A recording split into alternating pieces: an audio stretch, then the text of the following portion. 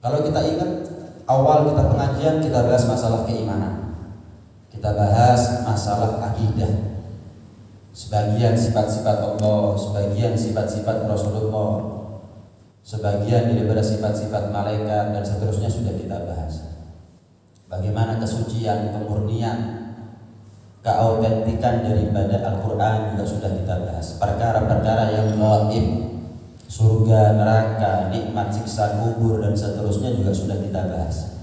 Kemudian setelah masalah keimanan, masalah akidah, kita bahas mulai awal bab toharoh, bersuci, bab sholat, puasa, zakat, sampai terakhir haji, bab syariat,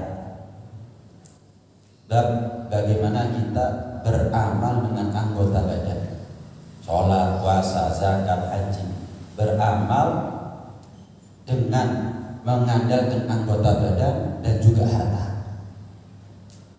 Yang terakhir dibahas adalah bab mengenai tentang bagaimana kita membersihkan hati. Sholat yang penting khusyuk, bukan berarti yang penting khusyuk gak usah sholat, bukan. Zakat yang dinilai adalah keikhlasannya. Nggak semua orang itu zakat kemudian dikatakan dermawan. Kalau dermawan pasti zakat, jangankan zakat, sedekah pun juga dia lakukan. Jangankan yang wajib, yang sunnah pun keturutan, dermawan. Tapi setiap orang yang sedekah, setiap orang yang zakat, belum tentu tergolong di antara mereka yang dermawan. Wa may yuqa syuhha nafsihi fa ulaika humul muflihun. Mereka yang menentang, melawan sifat kikir dalam hatinya, melawan sifat kikir yang dibawa oleh nafsunya, itu orang yang beruntung. Ya, kita sedekah, zakat, selama ini melawan kikir apa? Perhitungan. Itu gambaran. Haji yang dihitung ikhlasnya, puasa yang dihitung adalah takwanya, mendengar nasihat yang dihitung adalah hadir hatinya.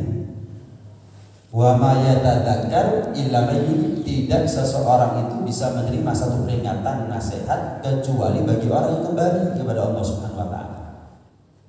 Liyundzira man kana hayyan. Hendaknya lah engkau wahai Muhammad sallallahu alaihi wasallam memberikan inzar, peringatan, nasihat kepada mereka yang hidup. Maksudnya hidup seperti kita, bukan yang hidup hatinya. Fa inna dzikra tanfa'ul mu'minin. Yang namanya peringatan, nasihat itu hanya memberikan manfaat kepada orang-orang yang beriman. Orang beriman amalnya hati. Sayadzakkaru may yakhsha. Yang bisa mengambil manfaat daripada satu nasihat adalah orang yang takut kepada Allah Subhanahu wa taala. Bicara takut kepada Allah, bicara takwa. Takwa bukan bicara tentang amal zahir saja, tapi lebih kepada amal batin. Jadi gambaran bahwa setiap amal syariat yang kita lakukan, tempat Allah jatuh ke tolak ukur ini diterima atau ditolak, itu hati. Kadang-kadang perkara yang penting ditaruh terakhir. Kadang-kadang perkara yang penting itu ditaruh terakhir. Iman, ya ada sih. Orang itu syahadat, tapi hatinya kufur, ada. Munafik. Wa idza laqul ladzina amanu qalu amanna wa idza khalu ila syayatinihim qalu inna ma'akum innama nahnu mustahzi'un. Depan orang beriman, aku iman. Kenapa? Wah, nanti diperangi kalau tetap ngaku kafir. Nanti disuruh bayar jizyah. Jizyah itu ibarat upeti. Kalau tetap ngaku kafir, wis biar selamat nyawanya saya, biar selamat hartanya saya, pura-pura iman wis. Manusia bisa ditipu dengan syahadat lisannya, tapi Allah nggak bisa ditipu dengan syahadat batinnya. Kalau nggak syahadat batinnya kufur, maka tetap di akhirat dihukumi sebagai munafik dalam i'tiqad, munafik dalam keyakinan, selamanya masuk neraka. Bukan syahadat percuma. Kenapa? Allah nggak hanya lihat bagaimana dia syahadat dengan lisan, tapi juga tolak ukur Allah terima syahadatnya ataukah Allah tolak syahadatnya, hati. Nah, bahkan nasib kita nanti di akhirat, ditentukan bukan dengan kesempurnaan fisik, bukan dengan kesempurnaan akal, bukan dengan fasilitas kemewahan yang kita punya, bukan. Sing paling sugih, paling banter mlebu surga niki. Yang kendaraannya di dunia Ferrari paling cepat nanti meniti jembatan Sirat. Oh, yang punya duit banyak bisa nyogok malaikat biar masuk surga, nggak masuk neraka. Oh, nggak bisa. Oh, bintang 4, bintang 5, kalau bintang 7. Oh, nggak efek. Yauma la yanfa'u malun wala banun. Hari akhirat itu hari di mana harta nggak ngasih manfaat, keturunan juga ngasih manfaat. Saya punya anak jenderal, saya punya anak presiden, saya punya anak bupati, nggak layu. Illa man atallaha biqalbin salim. Kecuali orang yang menghadap kepada Allah dengan hati yang baik. Hartanya pasti baik, hartanya ngasih manfaat, menjadi bekal investasi akhirat. Keturunannya, orang kalau punya hatinya baik, insya Allah keturunannya soleh-soleh. Keturunan yang soleh-soleh kasih manfaat kepada orang tuanya. Hari nggak manfaat keturunan, nggak manfaat harta dunia, kecuali orang yang menghadap kepada Allah dengan hati yang bersih. Orang yang hatinya bersih, baru keturunannya manfaat, baru hartanya manfaat. Hatinya baik, hartanya baik, keturunannya baik, manfaat semuanya sudah selamat. Nah, itu nggak bisa dipisahkan hidupnya kita dengan tasawuf. Itu nggak bisa. Nggak boleh kita tabu dengan hal-hal yang berbau tasawuf, itu nggak boleh. Walaupun kadang-kadang ada tasawuf yang ngawur, punya keluarga ditinggal, hidupnya ziarah tapi keluarga nggak dikasih nafkah, itu nggak boleh. Ada kadang-kadang orang hidupnya lusuh, kopros, ziarah, kadang-kadang tangan kanan tasbih, tangan kiri tasbih. Waduh, nggak garu-garu datang sowan misalnya, tak doain dan itu. Kadang-kadang kalau ditanya punya keluarga, punya di mana? Di daerah ini misalnya, Jawa Tengah kah, Jawa Barat kah, kemana? Dan terus gimana nafkahnya? Oh, tawakal sama Allah. Wah, nggak beres. Nggak begitu loh. Nggak moro-moro jebus tawakal. Nggak moro-moro jebus tawakal. Tapi kalau memang anak istrinya ridho, ya memang nggak ada masalah sih. Tapi kalau nggak ridho, udah ditinggal, ini nggak betul. Ditanggung, ditinggal, masih nggak ada masalah. Tapi ingat, nafkah bukan hanya nafkah dohir, nafkah batin gimana? Pendidikan bagaimana? Kompleks. Nah, ya. Tasawuf nggak bisa ditinggal. Al-Imam Malik bin Anas radhiyallahu ta'ala anhu, gurunya Imam Syafi'i, muridnya Imam Abu Hanifah radhiyallahu ta'ala anhu ajma'in, mengatakan begini: Man tafaqqah wa lam yatasawwaf, barang siapa yang mumpuni dalam ilmu fikih, ilmu syarah luar biasa, 4 mazhab hafal, paham, tapi enggak mumpuni dalam ilmu tasawuf, faqad tafassak, maka lebih besar dia resiko menjadi fasik, lebih besar resiko dia jadi orang fasik daripada potensi dia jadi orang benar. Waduh, mentang-mentang alim tapi gak punya rasa takut kepada Allah, tidak tergolong di antara ulama yang dikatakan innama yakhsyallaha min ibadihi ulama. Ulama yang mendapat legitimasi dari Allah adalah ulama yang takut kepada Allah. Tambah ilmu tambah takut. Nah, takut itu bukan bicara syariat, bicara tasawuf. Gimana kita nggak riya, nggak sombong, nggak pamer, ya, tidak merasa lebih dari orang lain, merendahkan dirinya di hadapan Allah Subhanahu Wa Taala, banyak nangis di tengah malam dan seterusnya. Itu bicara tasawuf. Orang yang mumpuni dalam ilmu fikih tapi nggak mumpuni, nol dalam ilmu tasawuf. Kata Imam Malik bin Anas, lebih besar resiko jadi orang fasik. Waduh, dihelah semuanya. Ada pendapat, ada gol. Insya Allah zina halal juga. Pokok alpah, pokok renovasi rumahnya atau renovasi pondoknya halal habis. Uang bunga makan, nanti caranya begini, caranya begitu. Nggak ada rasa takut kepada Allah Subhanahu Wa Taala.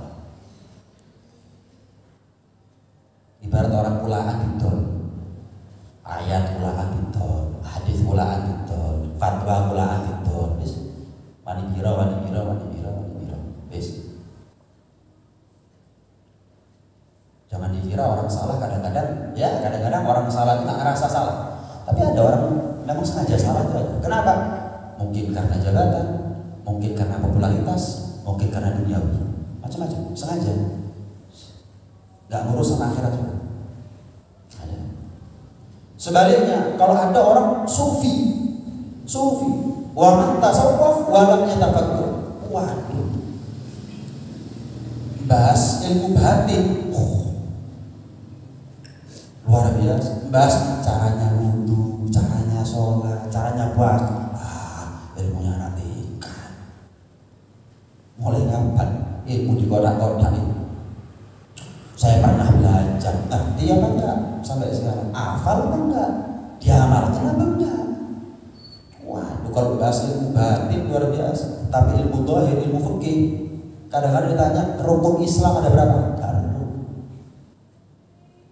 Nggak tahu. Rukun iman ada berapa? Nggak usah nyebut sekali sudah. Kadang-kadang rukun iman ada berapa? Dijawab 5. Rukun Islam ada berapa? 6. Syahadat di mana? Sholawat jawabannya. Sholawat, syahadat jawabannya. Jadi ngerti bedanya antara sholat sama syahadat? Bukan nggak ada. Saya pernah ketemu orang seperti itu. Ditanya sholawat jawabannya syahadat. Bukan keliru loh. Kalau keliru kan biarlah. Oh, syahadat di mana? Dijawab sholawat. Oh iya. Kalau sholawat di mana? Dijawab syahadat. Oh iya. Keliru benar berarti. Oh, kalau ilmu batin luar biasa. Akhirnya fakot tazandak kata Imam Malik. Lebih resiko jadi zindik. Zindik itu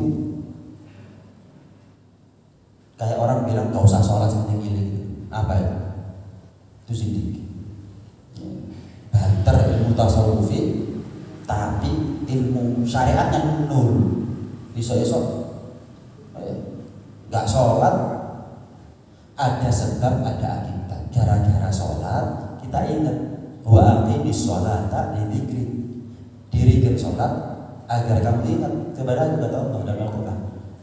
Dirikan sholat agar sebab kamu sholat, akibatnya kamu ingat sama aku. Lah kalau nggak ada sebab gimana caranya ada akibat? Lihat kalau orang mengerti syariat. Jadi antara syariat, ma'rifat, hakikat itu sebetulnya satu kesatuan yang utuh. Satu kesatuan yang utuh.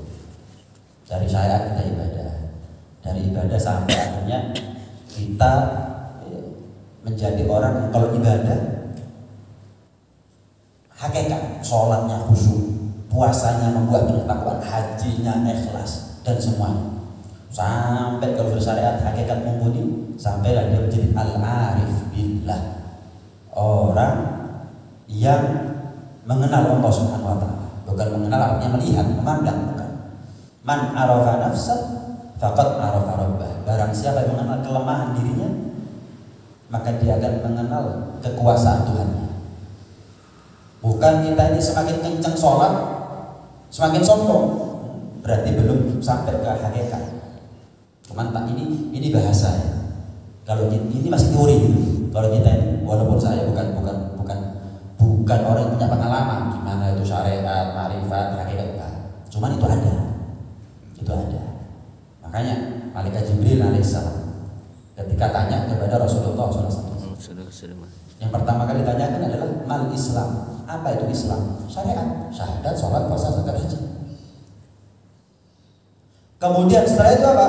Mal iman. Apa itu iman? Iman itu ma'rifat. Iman itu hakikat. Iman kepada Allah. Iman kepada Allah itu kan ada ciri-cirinya. Bagaimana caranya iman kita diakui oleh Allah? Ciri-cirinya bagaimana? Ya tentunya syariatnya dilakoni, salah satunya. Tapi bukan syariat toh. Nah, kalau mengaku iman tapi sholatnya nggak khusyuk, nggak sempurna sholatnya. Qad aflahal mu'minun alladzina hum fi sholatihim khashi'un. Orang yang beriman, sholat khusyuk. Cakep. Itu namanya mukmin. Beruntung orang yang beriman. Siapa? Sholat dan khusyuk. Mal Islam, mal iman. Kemudian tanya apa lagi? Malaikat Jibril. Wa mal ihsan. Nah, ini makrifat.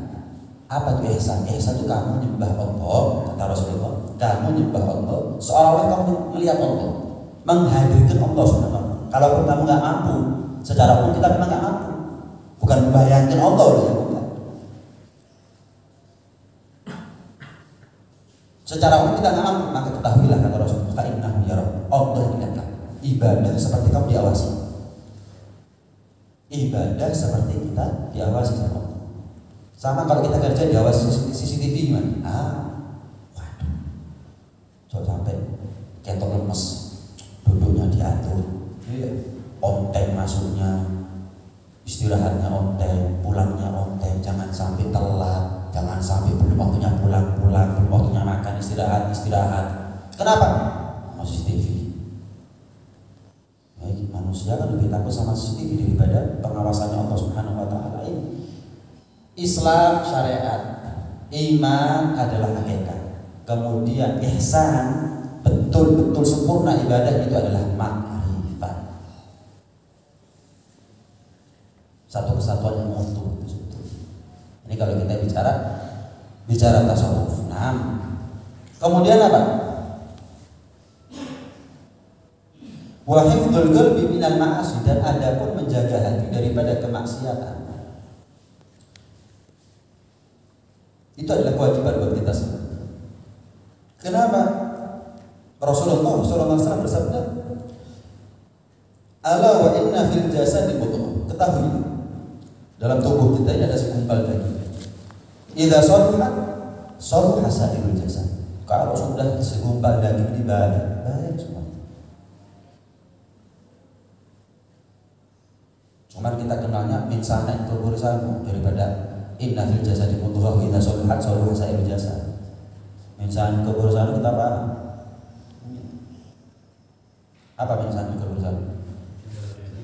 Di dalam badan yang sehat terdapat jiwa yang di dalam jiwa yang sehat, badan yang sehat terdapat jiwa tubuh yang kuat. Sehat. Apa sebaliknya?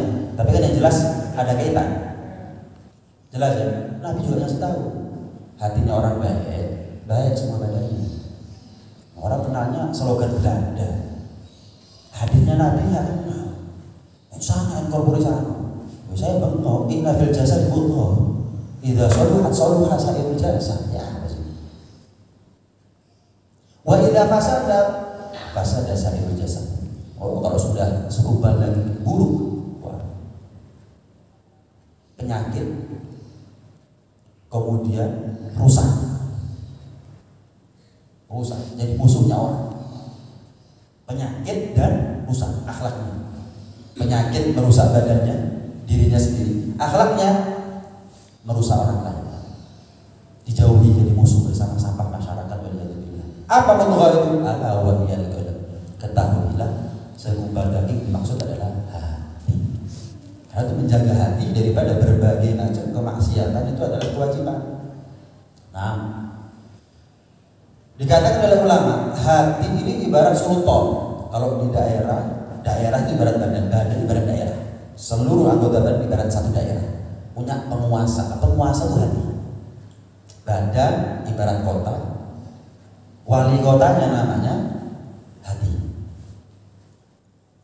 Kemudian sementara itu panca indera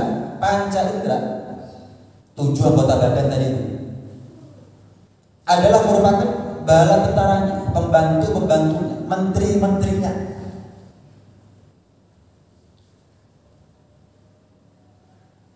Panca indera. Adapun anggota badan yang lain yang tidak termasuk panca indera itu adalah ibarat rakyat, manut. Nggak bisa apa-apa, apa katanya hati, nggak bisa nentang. Cuma ya setiap daerah pasti ada oknum, pasti punya musuh. Indonesia punya musuh, sama hati kita itu punya musuh. Apa? Nafsu. Yang mana nafsu ini selalu memiliki kecenderungan untuk merusak hati. An-nafsul ammar bisu. Nabi Yusuf aja yang digoda Zulaikha, kuat imannya. Beliau mengatakan bahwa ma ubarri'u nafsi inna nafsa la'ammaratu bisu. Aku tidak berlepas tangan terhadap nafsumu. Artinya apa? Wis nafsu saya sudah jinak. Aku tidak pernah ngecul yang namanya nafsu. Selalu aku awasi yang namanya nafsu. Kenapa? Nafsu itu selalu mengajak kita untuk berbuat berbuat keburukan. Nabi Yusuf, kita gimana?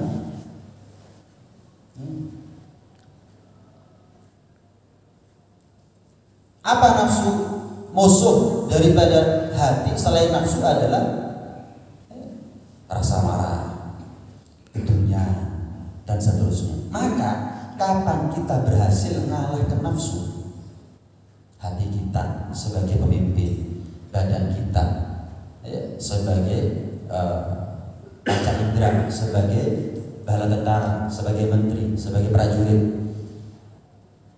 Kapan bisa bekerja sama untuk mengalahkan nafsu, mengalahkan murka, amarah, mengalahkan omongan kotor, mengalahkan sifat duniawi dalam hatinya kita, maka dia akan merasakan ketenangan dunia akhirat. Sehingga dari situ kota yang dia pimpin itu anggota badannya akan baik. Kemudian rakyatnya terjamin semua. Dari hati ngalahkan nafsu, hati menang lawan nafsu. Oh, semari bis. Idza soluha sairul jasad. Kalau sudah baik semuanya.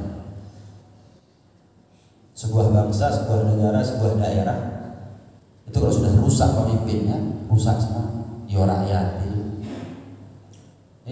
Iya. Menterinya, prajuritnya, kemudian kotanya, tatanannya ada pakatnya.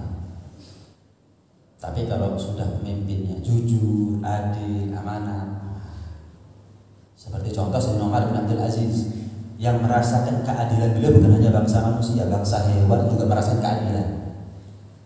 Karomahnya Sayyidina Umar bin Abdul Aziz, yang namanya serigala nggak makan ayam. Bukan kiasan, bukan majas, hakikat. Yang namanya serigala tak makan ayam, akor berdampingan. Sampai orang mengatakan ini buah daripada adilnya pemimpin. Siapa itu? Sayyidina Umar bin Abdul Aziz radhiyallahu anhu.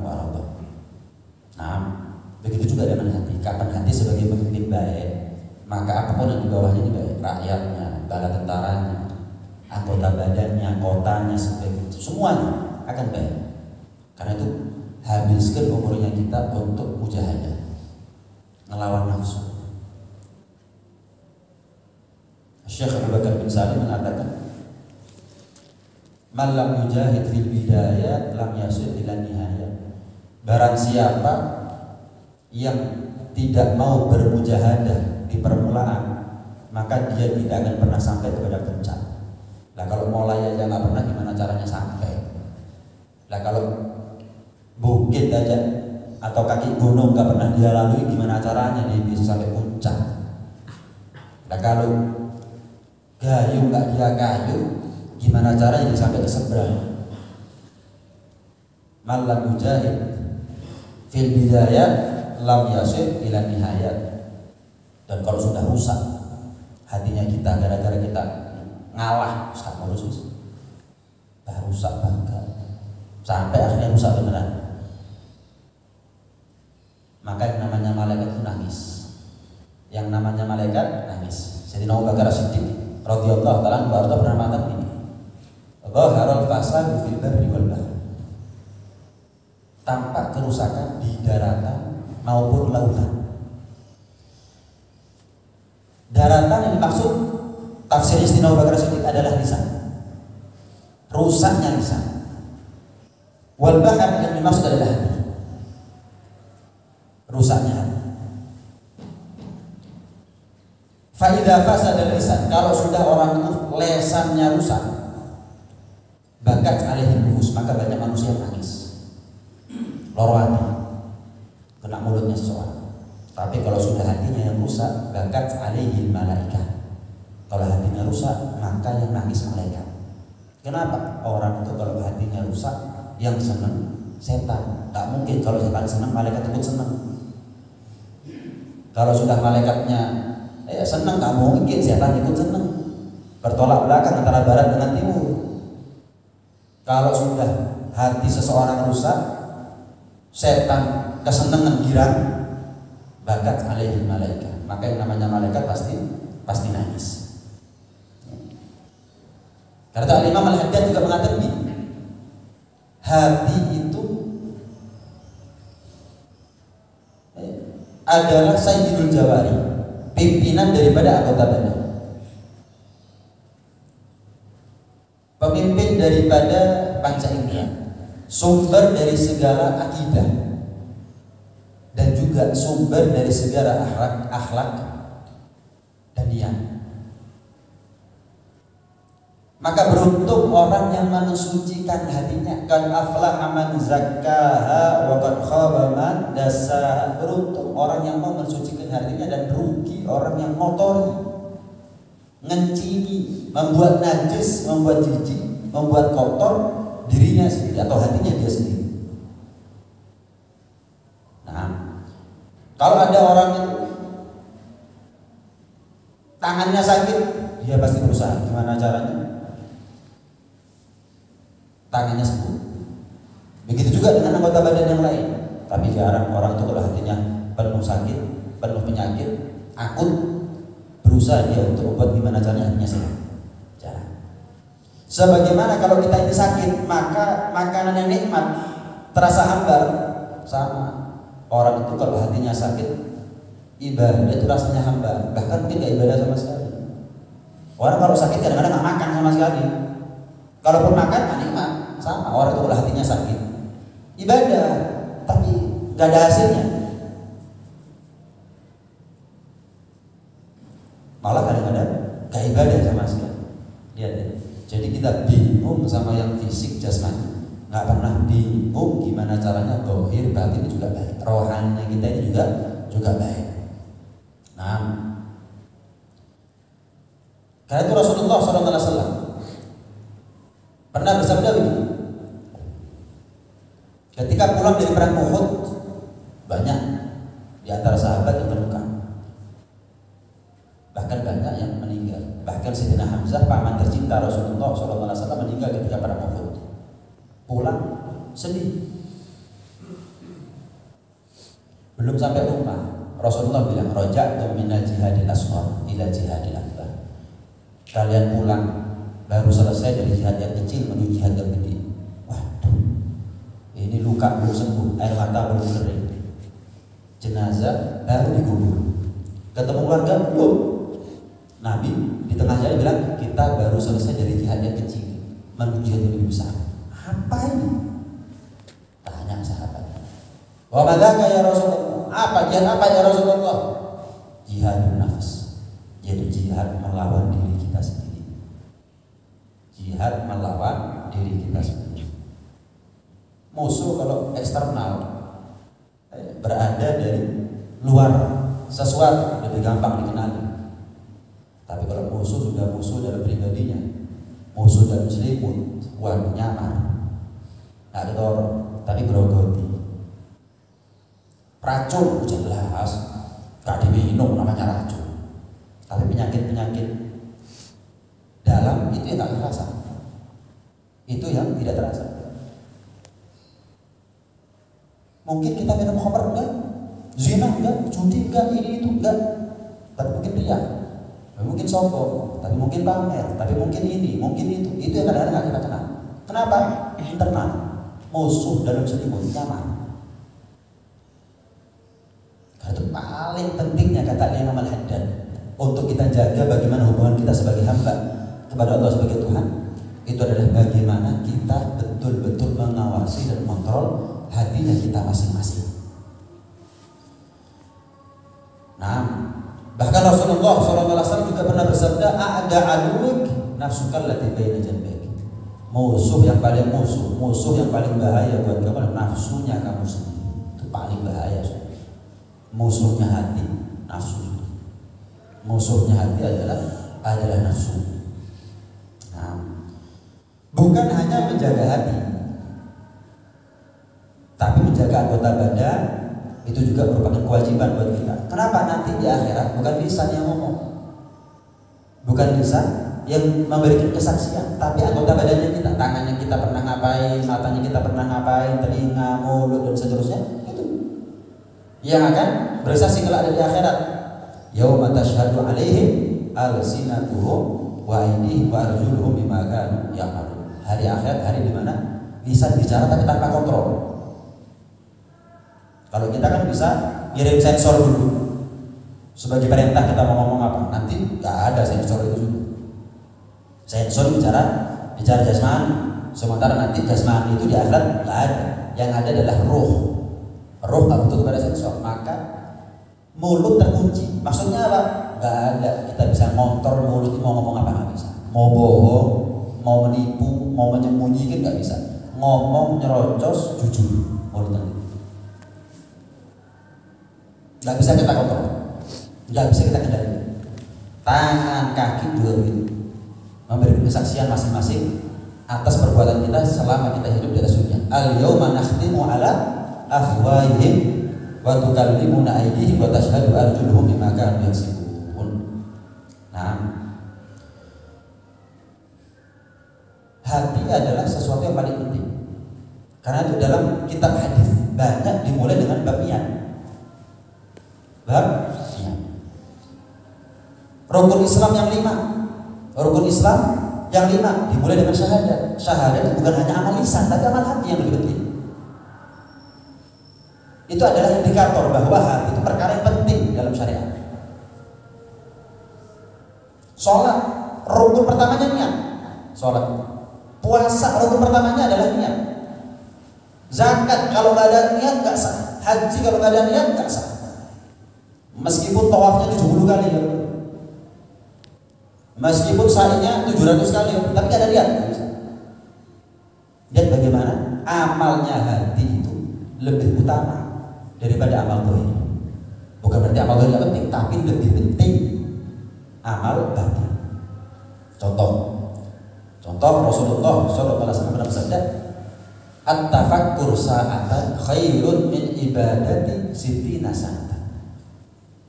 Orang yang mau bertafakkur walaupun sebentar, tafakkur itu mencari kesempatan di antara makhluk-makhluknya Allah untuk kita mengenal Allah Subhanahu wa taala. Melihat bulan, melihat matahari, melihat binatang, melihat ini, melihat itu, tujuannya adalah untuk membuat kita semakin kenal bagaimana Tuhan. Sama lah kalau kita melihat lukisan, wah hebat ya lukisan ini, hebat. Berarti tujuannya adalah bukan hebat lukisannya, yang melukis siapa? Sama. Manisnya apel, manisnya mangga, manisnya semangka beda, padahal air hujannya sama. Besar kecilnya, warnanya daun, pohon A, pohon B, pohon C, beda-beda. Kadang-kadang satu pohon, kadang-kadang satu ranting, satu dahan, warna daunnya macam-macam. Ada hijau ini, ada hijau itu. Padahal air hujannya sama, tanahnya sama. Apa turun hujan itu berwarna-warni? Enggak. Gambar pesawat yang bertonton, kalau nabrak angin, nabrak awan, itu yang kalah pesawat turbulence. Badan isinya awan adalah air, tapi goyang, bukan pecah airnya, tapi goyang pesawatnya. Malah bahaya. Awan kolonimbus itu awan yang paling ditakuti dalam penerbangan. Kenapa? Nabrak alamat bis. Di dalam itu petir. Walaupun kita melihat dari bawah nggak kelihatan, tapi di dalam itu petir. Nggak kelihatan karena tebel. Jadi petir itu sampai cuma kelihatan kilatan gitu aja, atau bahkan nggak kelihatan sama sekali. Awan kolonimbus. Itu Allah takdirkan turun ke langit, turun ke dunia, ke dasar bumi, itu rintik-rintik. Bisa kita bayangkan nggak kalau misalkan hujan itu biar pesawat resiko hujan yang dalam tempo 1 jam mungkin bisa sampai banjir, itu otomatis turun dalam tempo 1 menit. Gimana nasibnya kita? Jangan ngomong rumahnya kita, mobilnya kita, nyawanya kita. bukan tertengki, tapi melayang di atas. Tapi kalau sudah misal Allah takdir bukan jatuh netes, bior, ya sama seperti kalau kita ditabrak tertengki yang isinya berkubik, bukan tertengki satu. Turun hujan dalam hitungan setengah jam aja itu berapa tertengki kalau untuk memenuhinya, volumenya berapa kubik. Allah takdir bior, ya, mati. Itu kan kita cari cara gimana aja kita mengenal Tuhan. Allah Subhanahu wa ta'ala, gimana rambutnya alis ini nggak panjang. Bisa dibayangkan kalau rambutnya alis ini panjang seperti panjangnya rambut. Akhirnya bukan hanya ada pangkas rambut, pangkas alis. Hidup bisa terlemes seperti rambut. Akhirnya kita ini kalau diajak ngomong sama orang kayak buka kopi di sini ngomong. Enggak, dibuat kaku. Kita kalau ngomong geraham atas, rahang atas sama rahang bawah, yang goyang rahang bawah. Iya, tapi rahang atas diam, nggak goyang. Bisa dibayangkan kalau rahang atas sudah ikut goyang. Lah kayak topeng malangan, kotak. Gerak. Kita ini bisa ngomong, bukan karena punya mulut, punya lidah. Kita ini bisa ngomong, satu bibir. Dan yang kedua adalah lidah. Di antara sekian banyak huruf, mau huruf hijaiyah atau huruf abjad, alfabet, yang paling penting adalah huruf vokal. Karena itu anak kalau diajari ngomong, yang pertama kali adalah a, i, u, e, u. Kenapa? Itu yang paling penting. Itu yang paling penting.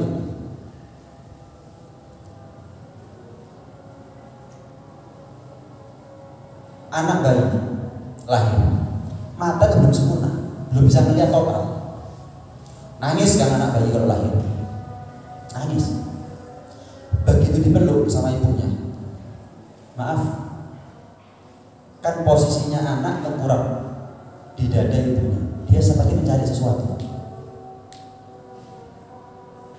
Maaf, begitu ketemu dengan ASI, dia tahu cara minumnya bagaimana. Sing ngajari sopo.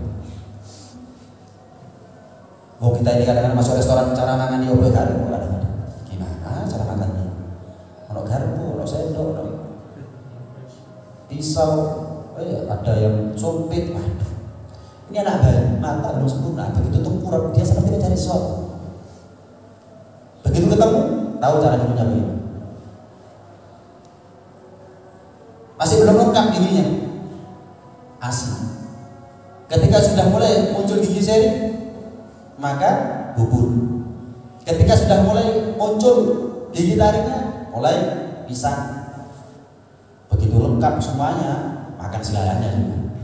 Masuk aspal di kanan, jembatan makan, bansos makan. Subhanallah, setiap gigi punya fungsinya masing-masing. Geraham numbuk. Kemudian tarik merobek, gigi seri memotong. Bisa dibayangkan nggak kalau kita ini giginya seri semuanya, terus kalau kita makan kacang gimana? Kayak gitu lah, seperti kelinci gitu. Kita pernah berpikir ya ini cara buat kita untuk mengenal Tuhan.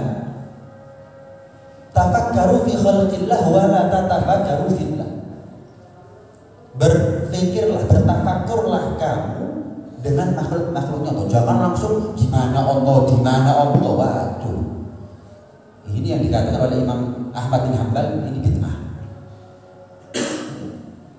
Pertanyaan di mana Allah, bagaimana Allah, dan seterusnya, ini pertanyaan bid'ah. Kenapa? Pertanyaan tidak mungkin bisa terjawab. Kenapa? Bukan waktunya, belum waktunya dan bukan tempatnya. Nanti di surga tempatnya. Nanti di akhirat itu waktunya. Sekarang enggak. Jangan berpikir langsung kepada Allah. Jadikan makhluknya Allah sebagai jembatan, wasilah, sarana buat kita, perantara buat kita untuk mengenal Allah Subhanahu wa ta'ala. Wa fi anfusihim hatta yatabayyana lahum annahu al-haq. Sanurihim ayatina fil afaq wa fi anfusihim hatta yatabayyana lahum annahul haq.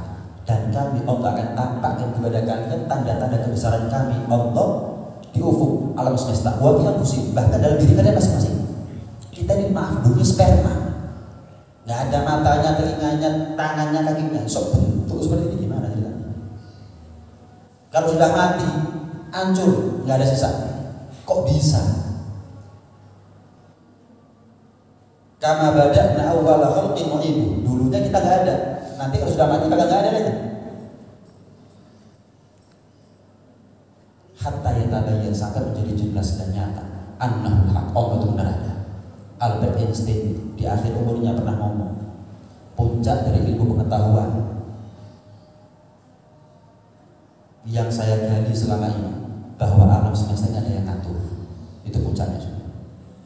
Jadi kalau ada orang ngaku nggak punya Tuhan itu lebih cerdas daripada Albert Einstein. Maaf, bodoh-bodohnya orang. Kafir murakkab, ada jahil murakkab, ada kafir murakkab. Ngaku nggak punya Tuhan itu kafir murakkab. Kebangkitan, kebancu. Nah, terakhir, tafakkur sama. Bertafakkur walaupun sebentar itu lebih afdal daripada ibadah 60 tahun. Sholat, puasa, zakat, haji 60 tahun. Kita bisa, tapi tafakkur sampai satu. Nggak semua dari kita ini pernah dalam sehari 24 jam bisa tafakkur walaupun semenit. Badan kita melek iya, mendengar iya, buka mulut iya, mencium bau iya, memegang iya, merasakan sesuatu iya. Tapi kita nggak pernah jadi itu semua sebagai bahan tafakkur. Berarti amalnya batin itu seringkali lebih afdal daripada amal dohir. Tapi bukan berarti amal dohir nggak penting, yang penting amal batin tidak. Itu gambaran.